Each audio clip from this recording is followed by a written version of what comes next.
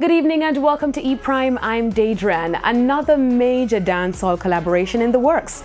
Incarcerated dancehall superstar Vybz Kartel, rapper Busta Rhymes and R&B singer Chris Brown are set to release a new single.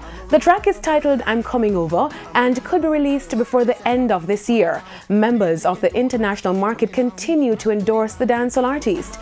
News of the track comes only days after the release of Busta's new single Girlfriend, which also features the self-proclaimed world boss and Canadian rapper Tory Lanez. Chris Brown's singles Privacy and Questions are heavily influenced by the dancehall culture. Mr. Vegas, gospel or reggae artist? I'm not just a gospel artist. I'm a reggae artist, I'm a dancehall artist, and I've not just been a gospel artist. I Am Blessed was done over 12 years ago.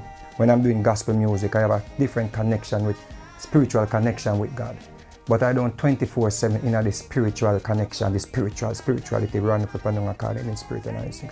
There's a time for everything under the sun. Vegas is making a positive contribution through his Caribbean Relief Fund, the latest initiative put in place to assist persons affected by the recent hurricanes. Basically, we set up a GoFundMe.com, a GoFundMe link, where you can donate funds, and we have the PayPal, Mr. Vegas Irma Relief Funds, Mr. Vegas Irma Relief Funds at gmail.com. People can just basically reach out to me on the Facebook if you don't have any of these things and you want to put the thing into a bank account. And then we can say, you know what, we raise $10 in the bank account and we add up everything together. We're trying to reach $200,000. So at least we can distribute it to the right people. Mr. Vegas, definitive of his career path, shares the details of his GoFundMe and other upcoming projects. You know, we have a lot of things going on. We have a whole lot of things going on. You know, Hardwell, one of the biggest EDM DJs, we did something with him a little while back and he just released it and it's going to be real big. It's called Badam. No one know me, I forgot to run with.